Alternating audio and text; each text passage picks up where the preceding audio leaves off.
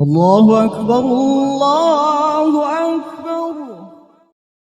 The Wright brothers may have invented the first motorized aircraft, but the 9th century engineer Abbas Ibn Firnas is considered to be the first human to fly with the help of a pair of wings built by silk, wood, and real feathers.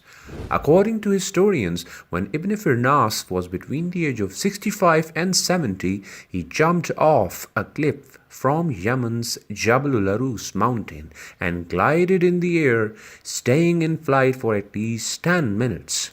The short flight left him both injured and disappointed.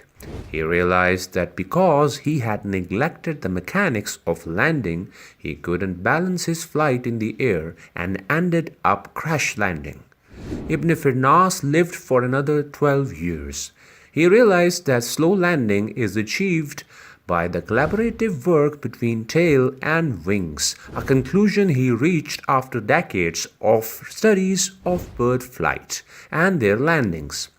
It is Firnas who could successfully claim to be behind the theory that went on to create the ornithopter, an aircraft that mimics birds and flies by flapping its wings. His flying machine diagrams went on to become the cornerstones of aviation engineering in the late 20th century. Flying had been the dream of human beings for several centuries before it was finally accomplished.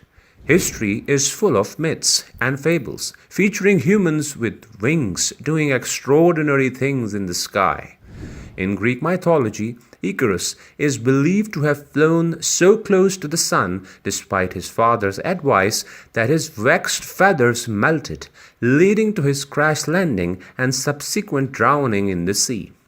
That said, Ibn Firnas is still considered to be at the forefront of his field, given that he was the first aviator to fly. Born in the 9th century in Isneranunda, Al-Andalus, which is present-day Ronda, Spain, he spent most of his adult life in the Emirate of Cordoba, one of the major learning hubs during the Umayyad Caliphate. Some historical accounts suggest Al-Firnas was influenced by Hermann Fermat, who was neither a scientist nor polymath, but an astute observer of nature. It was Fermat who first built wings made of wooden planks, wrapped in silk and bird feathers. In the early 850s, Fermat climbed to the top of the tallest mosque minaret in Cordoba and jumped off wearing the wings. Although his attempt quickly failed and he plummeted to earth, the flying machine inflated just in time and slowed his descent. He was lucky enough not to break any bones in the fall. The delay of his landing proved somewhat life-saving. Ibn Firnas watched Fermat's adventure as he stood among the gathered, fascinated crowds who were all watching the skies above in amazement. Impressed with Fermat's result, Ibn Firnas began to realize that the act of flying in the air needed further investigation. He studied flight patterns of different birds and objects for 23 years. He then constructed his flying machine and jumped off Jabal Arus in Yemen despite his advanced years.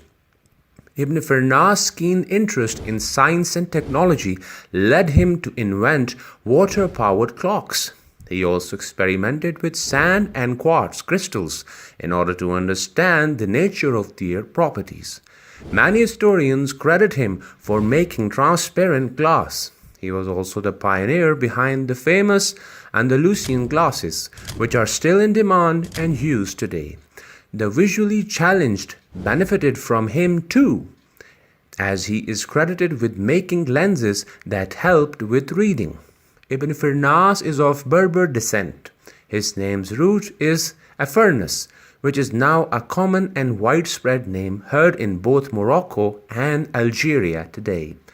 Several airports, bridges, hills, parks, avenues, and scientific bodies have been named after him, especially in Muslim-majority countries.